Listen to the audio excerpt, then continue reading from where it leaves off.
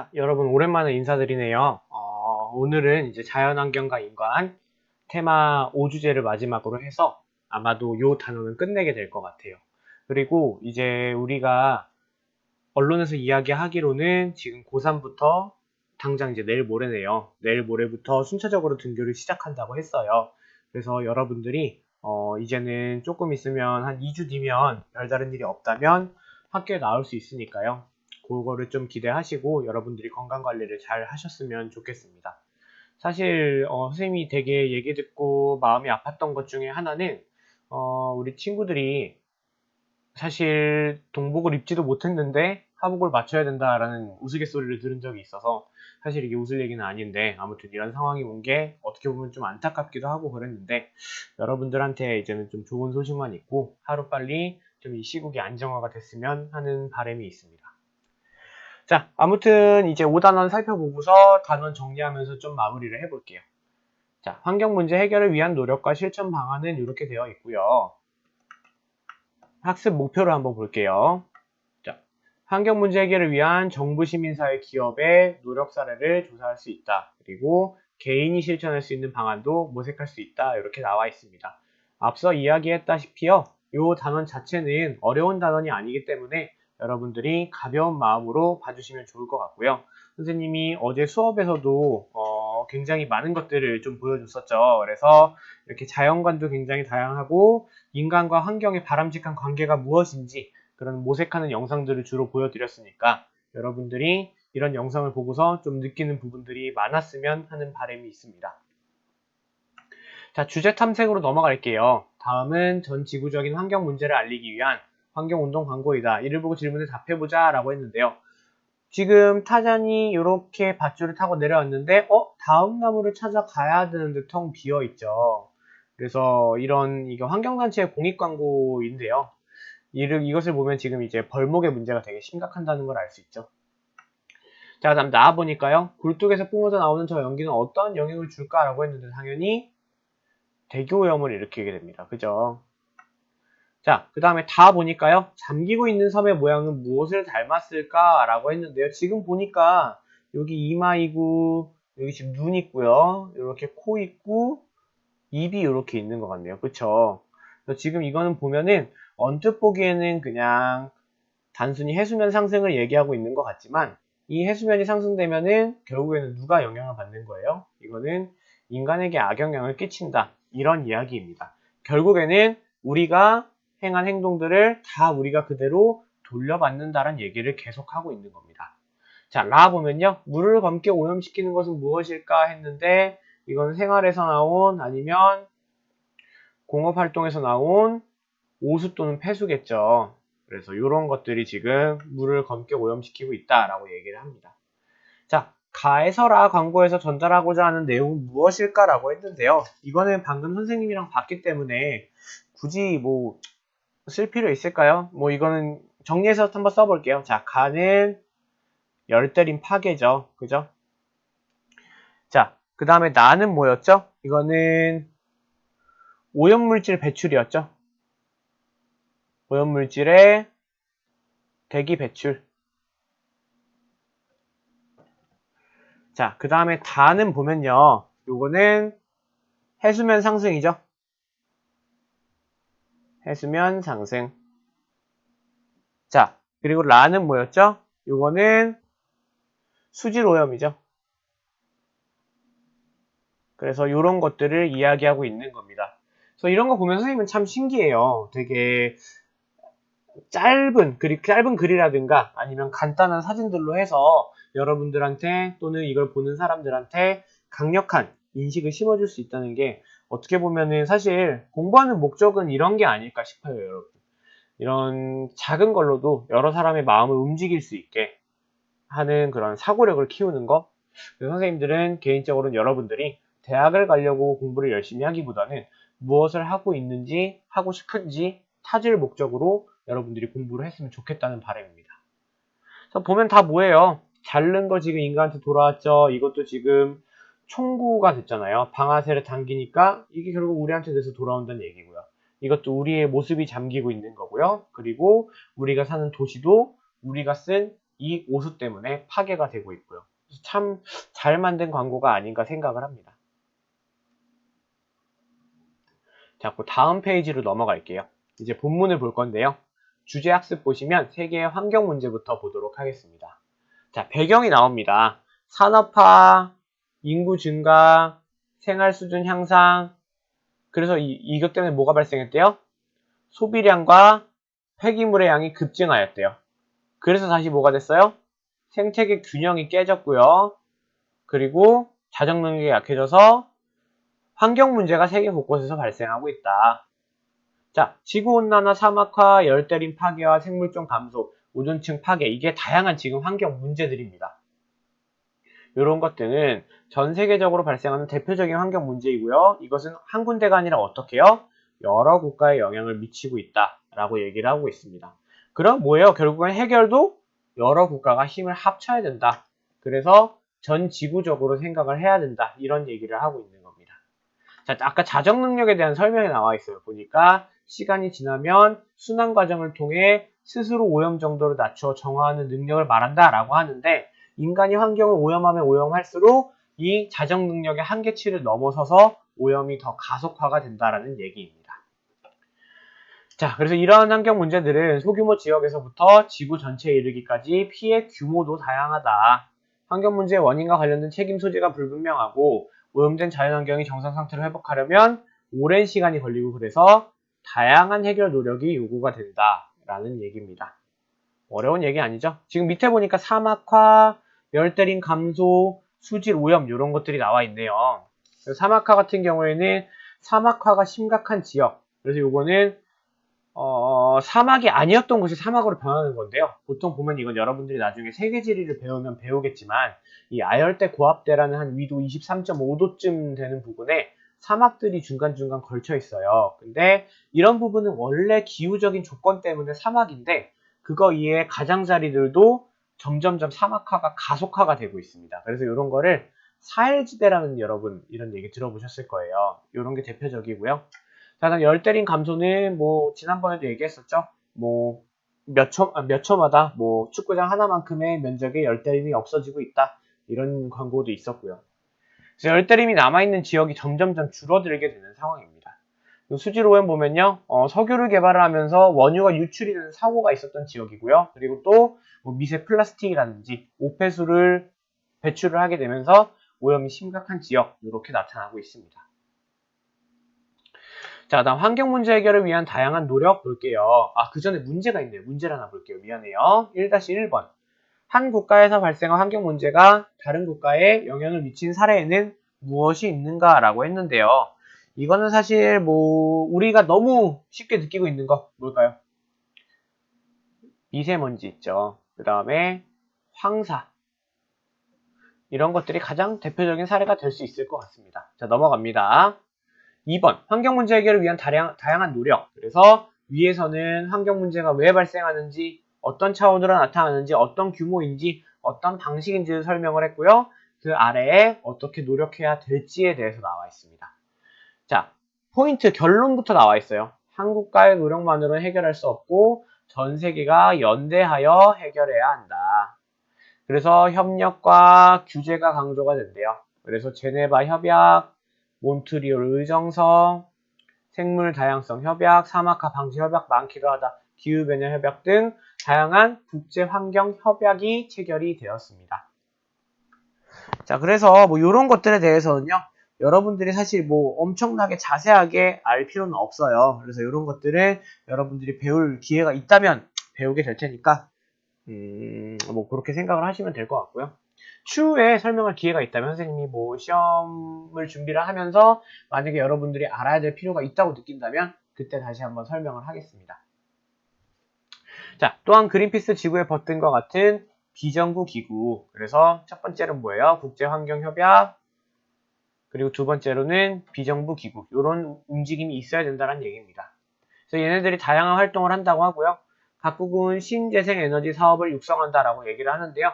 요거는 사실은 여러분 약간 허화실이 있습니다. 그래서 이 신재생 에너지 산업 같은 경우에는요. 뭐 때문에 결국엔 중요했을까? 환경 오염도 있었지만 플러스 석유 고갈 때문에 이런 것들을 되게 생각을 많이 하고 개발을 많이 했었는데 지금은 뭐가 상황이 바뀌었죠? 석유의 가체 연수가 늘어났다라고 얘기를 합니다. 이 가체 연수라는 건 뭐냐면요. 이것을 계속 채굴할 수 있는 채굴 가능한 연수를 얘기를 하는데요. 옛날엔 기술력도 부족했고 했는데 기술이 더 개발이 되면서 이제는 모래층에 있는 스며들어 있는 석유까지 쥐어짜서 뽑아낼 수 있는 기술이 나왔습니다. 그래서 그거를 오일샌드라고 하는데요. 뭐 그런 것도 있고 점점 내연기관의 열 효율도 높아지다 보니까 그래서 사실은 요즘엔 신재생 에너지 산업이 약간은 뜸해지고 있는 게 사실이기도 합니다. 그리고 신재생 에너지 산업 중에서 여러분들이 약간 착각하기 쉬운 게 그러면 선생님 전기차는 친환경 아니에요? 라고 얘기를 하는데 이거는 절반은 맞고 절반은 틀린 얘기인 게요. 전기 자체는 일단 석유를 안 쓰네? 라고 생각을 할 수 있는데 뭐예요? 결국 생산을 할 땐 석유를 쓰죠. 그렇기 때문에 반은 맞고 반은 틀린 얘기고 완전히 궁극적인 목표가 전기차가 돼서는 안 된다는 것도 여러분들이 그냥 상식으로 알아두시면 좋을 것 같습니다. 자, 그 다음에 환경 관련 제도와 정책을 강화하고 있다. 또한 기업은 친환경 제품 개발을 위해 시설 정비와 기술 투자를 하고요. 시민사회는 지금 다 나오고 있네요. 일단 지금 각 국이 나오고 있죠. 국가는 지금 제도와 정책이죠. 그 다음에 기업은 친환경 제품을 개발하고 있고 시설 정비와 기술 투자를 하고 있죠. 그 다음에 시민사회는 정부의 환경정책과 기업의 환경윤리 준수 등을 감시하고 견제하고 있죠. 그리고 마지막으로 개인에서는 중요성을 인식하고 보호를 실천하는 노력을 해야 된다. 이런 얘기를 하고 있습니다. 자, 1번. 2-1번. 그린피스 외에 환경 문제를 해결하기 위해 노력하는 비정부 기구에는 무엇이 있으며 구체적으로 어떤 활동을 하고 있는가? 이거는 대표적인 거 하나만 좀 써볼까요? 아까 여기 그 왼쪽에 광고에도 계속 나왔던 건데 왼쪽이 아닌가요? WWF라 그래가지고 요거는 세계 자연기금입니다. 세계 자연기금이고요. 얘네는 무슨 일을 하냐면요. 생물 다양성 보전 그리고 생태 발자국 감축 생태 발자국이라는 건 뭐냐면요. 어떤 것들을 우리가 생활에 영위함에 있어서 그 생태계에 얼마나 발자국을 남기게 되느냐를 의미를 합니다. 그래서 당연히 생태 발자국의 개수가 적을수록 좋겠죠. 그래서 이런 거를 줄이는 노력을 하고 있는 단체라고 합니다. 자, 그 다음에 2-2번 환경 문제 해결을 위한 개인의 실천 노력에는 무엇이 있는가? 뭐 아나바다 운동 이런 게 있겠죠. 아나바다 뭐예요? 아버지 나를 낳으시고 바지 적삼 다 적시셨네가 아니고요. 아껴 쓰고 나눠 쓰고 바꿔 쓰고 다시 쓰면서 일회용품 사용도 줄이고 뭐 환경을 생각하자 이런 운동입니다. 자, 그래서 밑에 보니까 초미세먼지의 위험성을 알리는 그린피스의 퍼포먼스도 있고요. 탄소 배출량을 인증받은 제품을 구매하는 시민 뭐 이런 게 있습니다. 자, 다음 페이지로 넘어갑니다. 60페이지입니다. 주제활동 1번 보시면 환경 문제 해결을 위한 다양한 노력이 나와 있습니다. 자, 국내적으로 발생하는 환경 문제를 해결하기 위한 정부, 기업, 시민단체의 노력을 나타낸 것이다. 사례를 보고 환경 문제를 해결하기 위한 노력을 조사해본다. 자료 1번 중국과 미국의 화력발전소 감축. 왜? 석탄 사용을 감소해야 된다. 근데 이 석탄 발전을 많이 하는 게 중국과 미국이래요. 그래서 신규 건설을 금지하는 적극적인 대책을 내놓고 있고 그래서 2020년까지 27% 이상이 줄어들 전망이다라 그랬는데 실제로 그랬는지는 모르겠지만 하나 불행 중 다행인 거는 코로나 때문에 공장들이 가동을 많이 안 하게 되면서 요즘에 미세먼지 황사 피해가 좀 많이 줄었죠. 자, 화력발전소 보면요. 보통 이렇대요. 석탄, 석유, 천연가스 등의 화석연료를 연소시켜 발생하는 열에너지를 전기에너지로 변환하는 시설이다. 그래서 아까 선생님이 얘기했던 내용이 그대로 다시 나오고 있죠. 자료 2번 미래숲단체 중국 사막에 나무 심기 활동. 그래서 사막화를 방지하기 위해서 이런 일을 하고 있대요. 그래서 사막에 나무를 심어왔고요. 심은 나무 가운데 90%가 죽지 않고 살아남았대요. 그래서 840만 그루가 자라서 남북으로 1km, 동서로 0.8km에 달하는 숲을 이룬다. 아무것도 아닌 것 같지만 이런 것들도 인간이 지구에 작은 도움을 주고 있는 거죠. 그다음 기업의 친환경 자동차 개발. 자동차는 유해 물질을 많이 배출한대요. 그래서 이러한 문제 해결책으로 전기차, 수소차, 하이브리드차 이런 거 있는데요. 전기차는 말 그대로 전기로 충전하는 차고요. 수소차 같은 경우에는 수소 연료를 충전을 해가지고 그거를 이제 분해를 시키면서 거기서 나오는 에너지를 얻고서 물을 배출하는 이런 시스템을 띄고 있는 걸로 알고 있는데 선생님은 공대생이 아니기 때문에 이 정도만 알고 있습니다. 자, 그 다음에 하이브리드 차라고 해가지고 요거는 휘발유 내연기관을 그대로 쓰기는 하는데 배터리를 하나를 달아서 약간 같이 두 가지 방식을 같이 쓸 수 있는 걸 하이브리드라고 얘기를 합니다. 자, 그래서 요런 거 100만 대를 운행할 경우 이산화탄소 배출량이 210만 톤가량 줄어드는 효과를 거두는 것으로 나타났다. 그래서 요즘엔 여러분 테슬라 이런 것도 제법 많이 보이죠. 그래서 이 교과서 나왔을 때보다도 훨씬 더 활성화가 많이 되어 있고 실제로 제주도 가면 전기차가 굉장히 많습니다.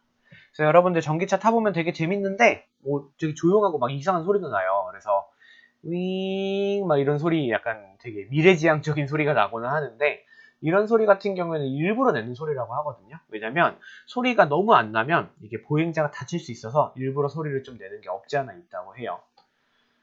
그리고 전기차 같은 경우에 또 주의하셔야 될 게 내연기관 같은 경우에는 밟으면 우리가 RPM이 서서히 올라가잖아요. 근데 전기차는 악셀을 밟는 만큼 출력이 바로 나오게 되어 있습니다. 이론상으로 그렇기 때문에 그래서 운전하는데도 좀 주의가 필요하긴 합니다. 자, 쓰잘데기 없는 얘기를 했고요. 자료 1에서 3을 참고하여 환경 문제 해결을 위한 정부, 시민단체, 기업의 역할이 무엇인지 토의해보자 라고 했는데요. 자, 일단은 정부는 뭘 해야 될까요? 정부는 일단 정책이나 제도가 필요하겠죠.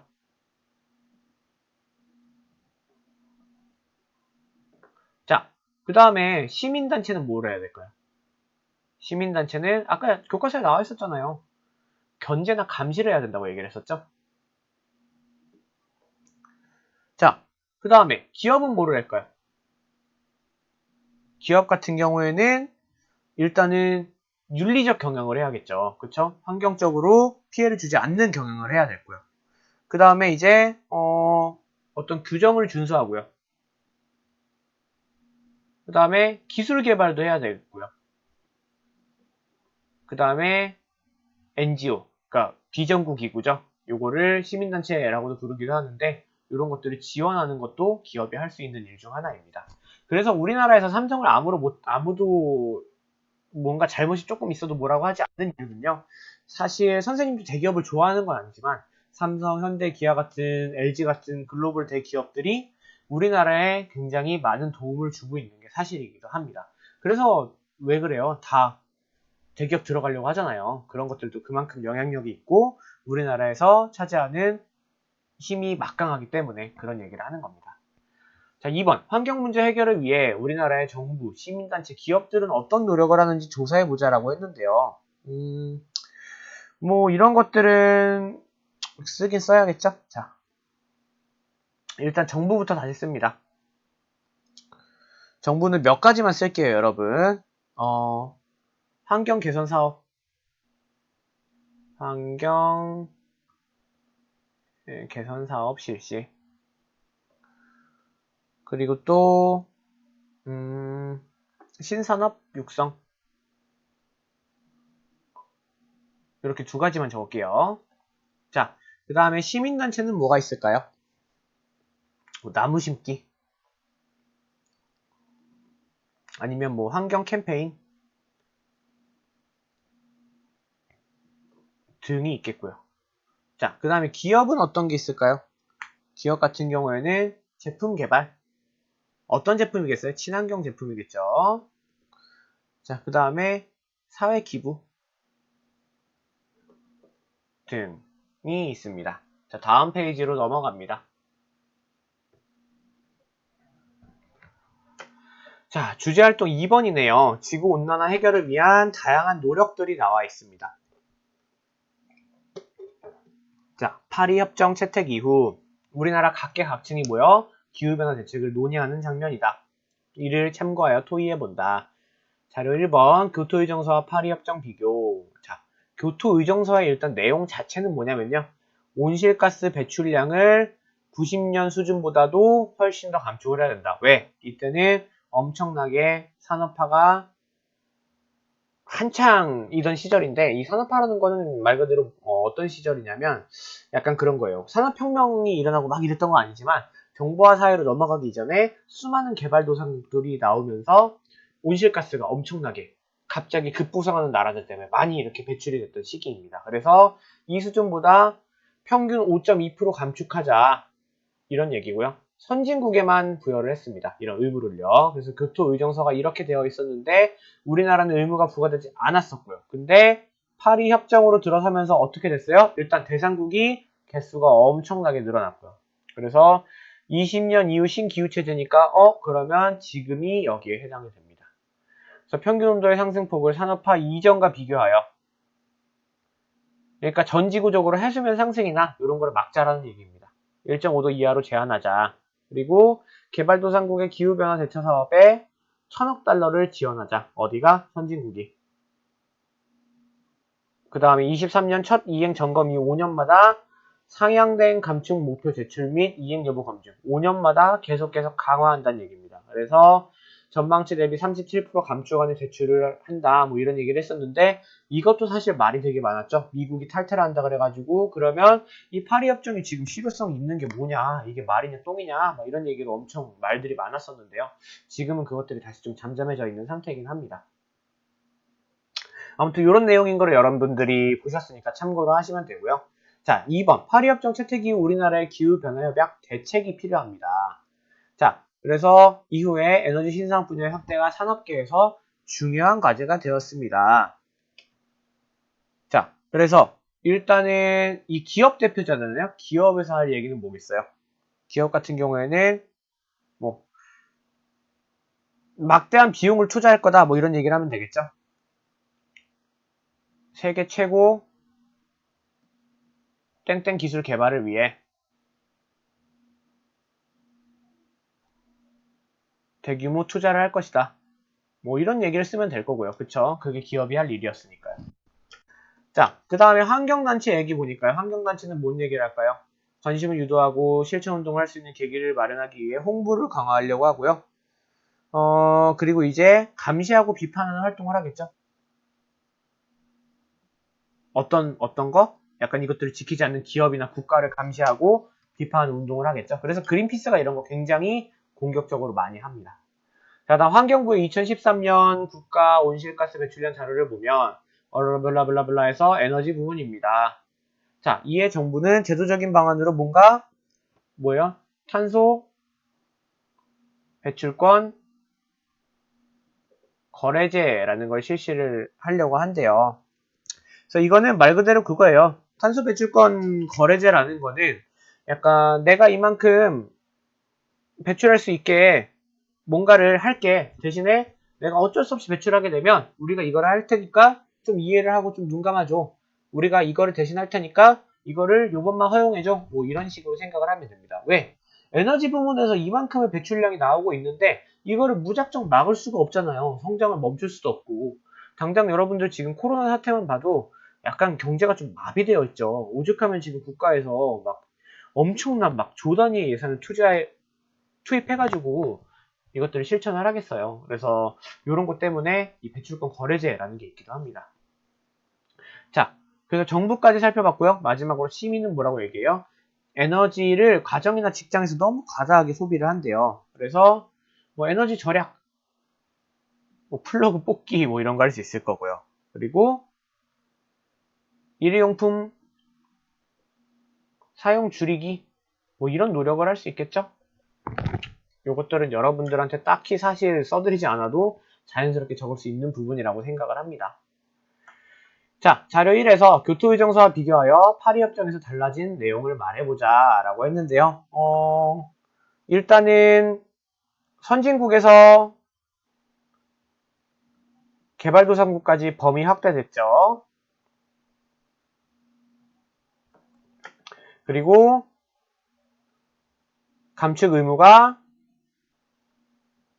모두에게 적용이 되었죠. 자, 그리고 감축량도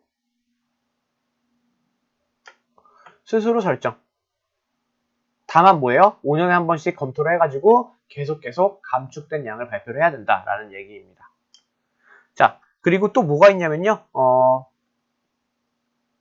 개도국에 대한 자본과 기술 지원도 있습니다.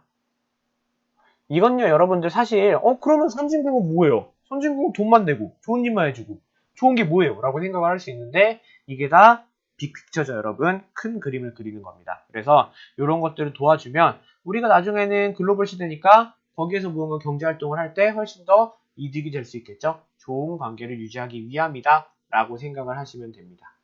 자, 요것도 넘어갈게요.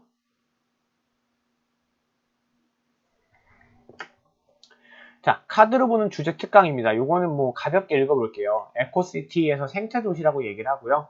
에너지 과다 사용과 자원 고갈, 수질 및 대기 오염, 도시 녹지 공간의 파괴와 생물종의 감소 등 도시의 환경 문제를 해결하기 위한 방안으로 생태도시가 등장하였다. 이 생태도시는 도시를 유기체로 보고 뭐래요? 도시를 유기체로 본대요. 하나의 생명체로 보는 겁니다. 전체적으로. 환경자원을 현재와 미래가 공유하며 자연과 인간의 공존, 결국 여기서 얘기하는 생태중심주의적 관점을 얘기를 하는 겁니다. 그래서 보존과 개발의 조화를 이룬다. 그래서 이상적인 도시고요. 유형별로 살펴보면 생물 다양성 생태도시라는 게 있대요. 그래서 이거는 뭐 녹지, 하천, 생물이 엄청 다양한 걸 추구하는 도시고요. 그래서 스위스 7위 보니까요.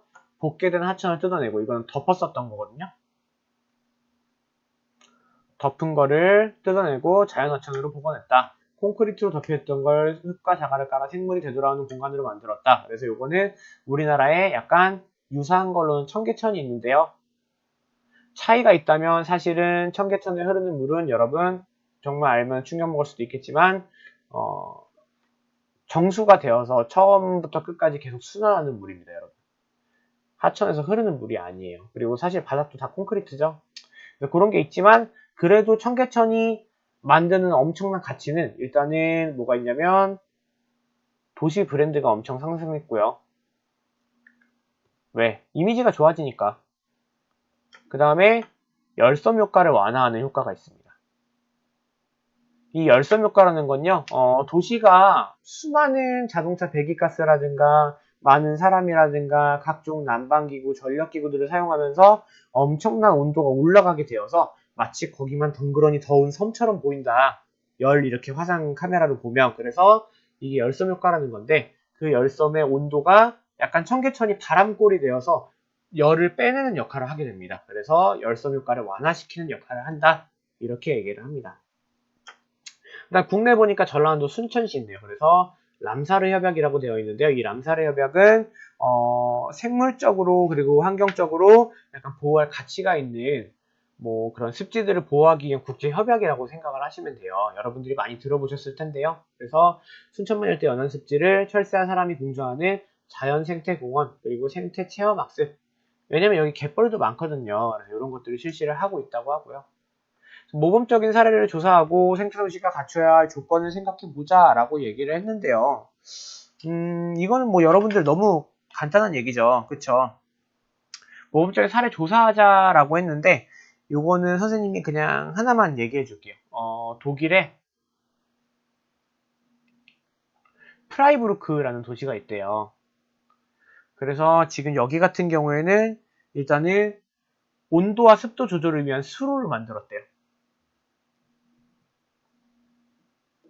그래서 이런 거를 지금 진행을 했고요. 그 다음에 신재생 에너지 비율을 높이고요.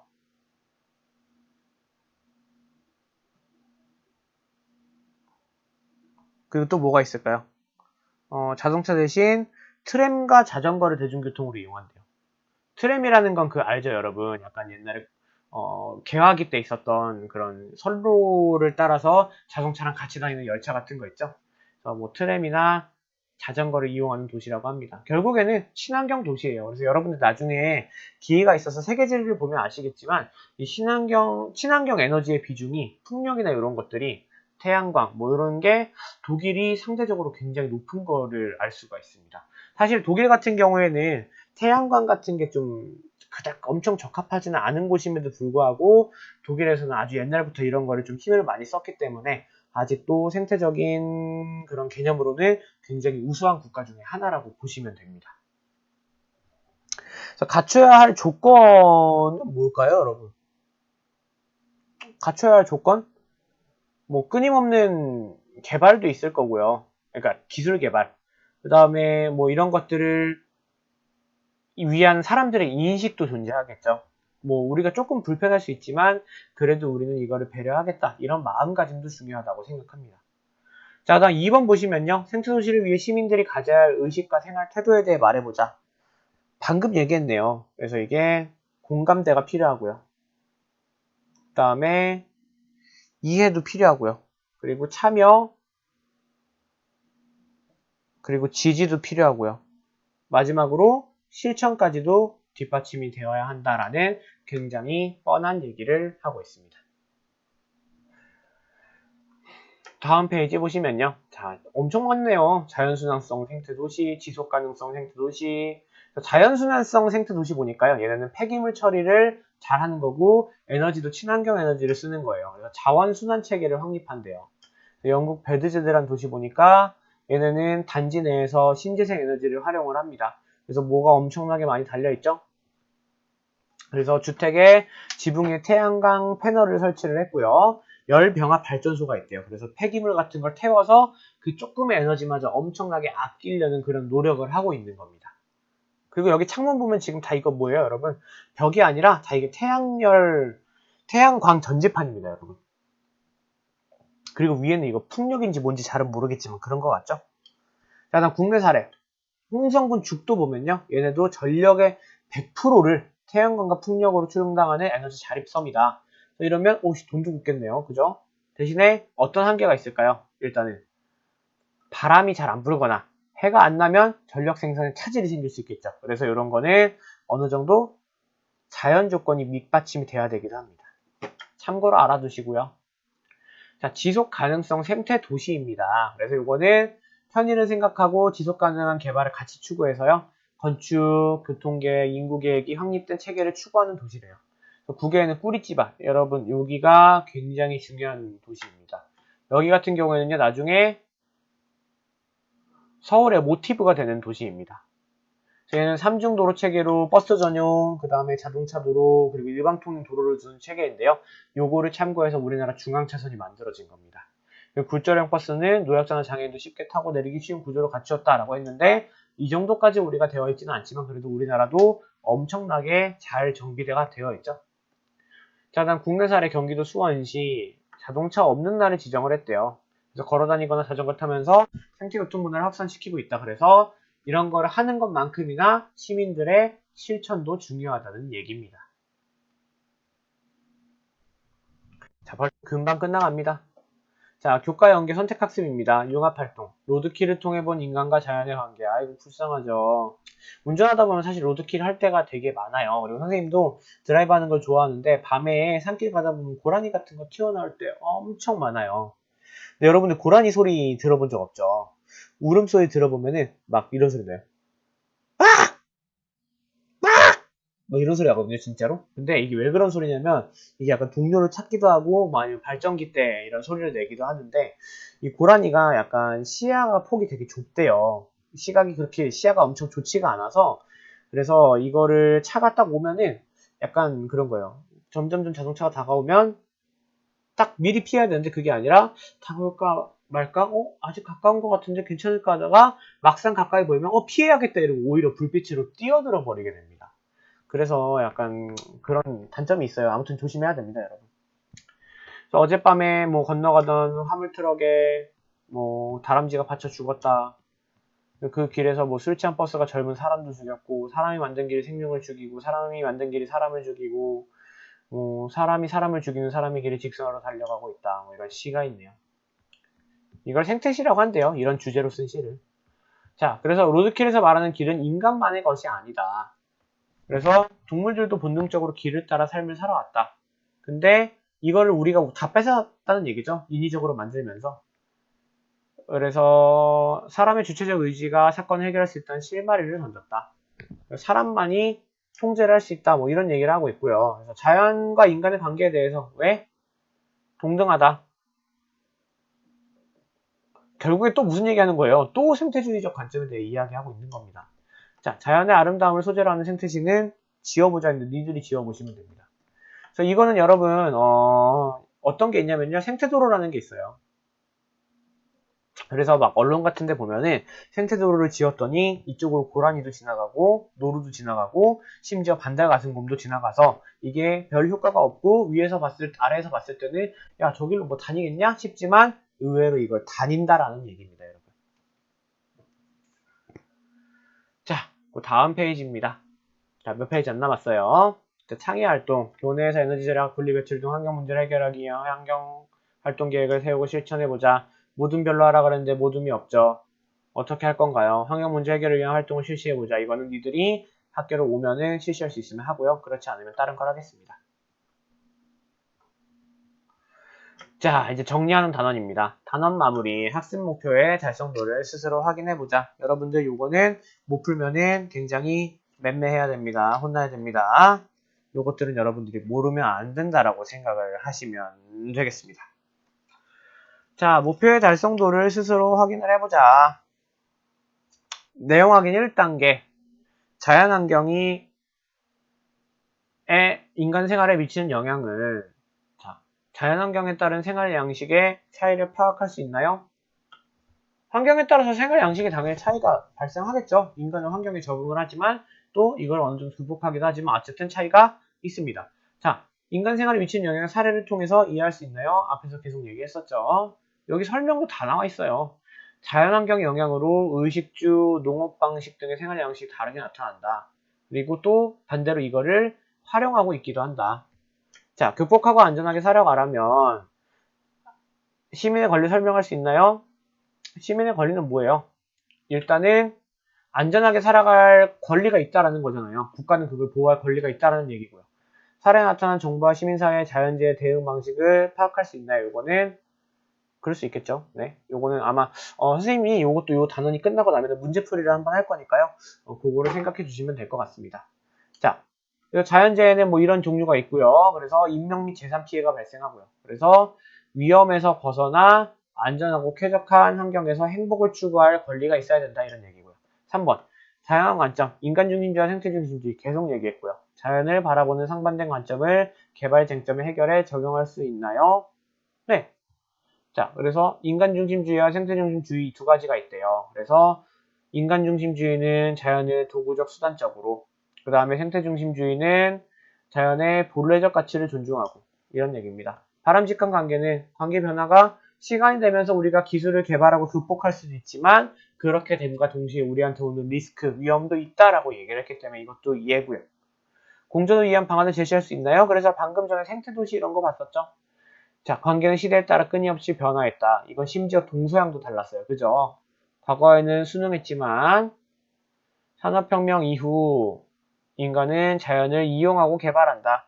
유기적인 관계가 되기 위해서는 조화를 이루어야 된다. 그래서 생태학적 사고와 가치가 필요하다. 노력과 실천 방안 환경 문제 해결. 자, 정부, 시민사회, 기업의 노력 사례 방금 얘기했고요. 개인이 실천할 수 있는 방안도 얘기했죠. 그래서 해결하기 위해 협약도 있고요. 비정부기구 NGO라고 하죠. 이런 것도 있고요. 뭐 시민단체 같은 거잖아요. 그죠?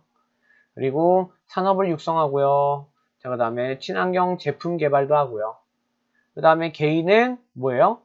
환경보호를 실천하는 노력이 필요하다. 뻔한 얘기하고 있습니다. 자, 내용 확인 1단계.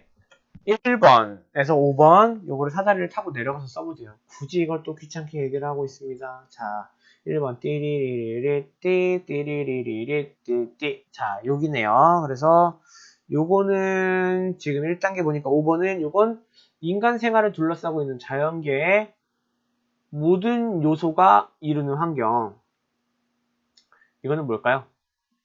이거는 그냥 자연환경이라고 쓰시면 됩니다.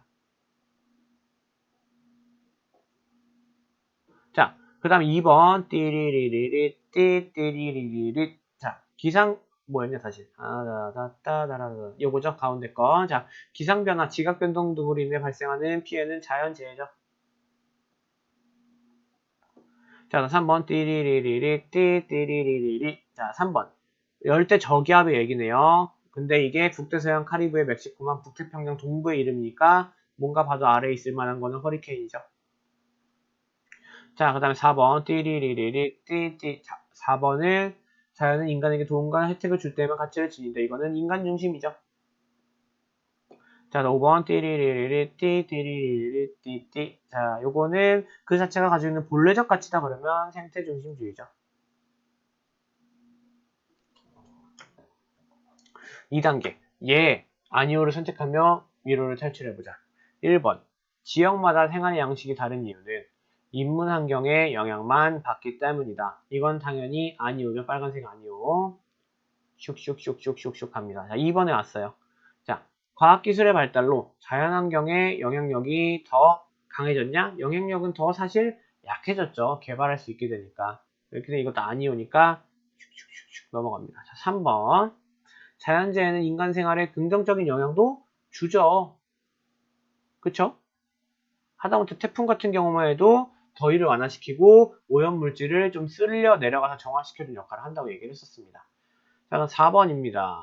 자연재해가 발생했을 때는 공동체 시민의식이 당연히 필요하죠. 뭐 이런 거 문제라고 되니, 그지? 자, 5번. 생태중심주의에서는 환경 문제를 과학기술의 개발로 해결할 수 있다고 본다. 이거는 맞을까요? 아닐까요? 환경 문제를 과학기술 개발만으로 해결할 수 있다라는 건 아니에요. 그죠? 그래서 과학기술 개발로 해결할 수 있으면 마음껏 쓰면 되잖아. 계속 낭비하면 되잖아. 근데 아니죠. 그런 관점이 아니었습니다. 자, 6번. 생태중심주의에서는 인간은 자연을 공존의 대상으로 생각하고 조화를 이루며 살아야 한다고 본다. 공존과 조화 얘기했으니까 맞는 얘기죠. 사실 여러분 이 문제 풀다 보면 맹점을 알았겠지만 번호를 따라서 가는 방향으로 화살표를 선택하기만 하면 됩니다. 그렇지만 너그럽게 봐주시면 좋겠습니다. 자, 그럼 7번. 오염된 자연의 정상 상태를 회복하려면 오랜 시간이 걸리죠. 자, 8번. 한국과의 노력만으로도 전 세계 환경 문제를 모두 해결할 수 있으면 벌써 해결이 될게 아니오죠. 도착을 했습니다. 그래서 여러분들 이렇게 해서 2단원의 종점에 도착을 하셨고요.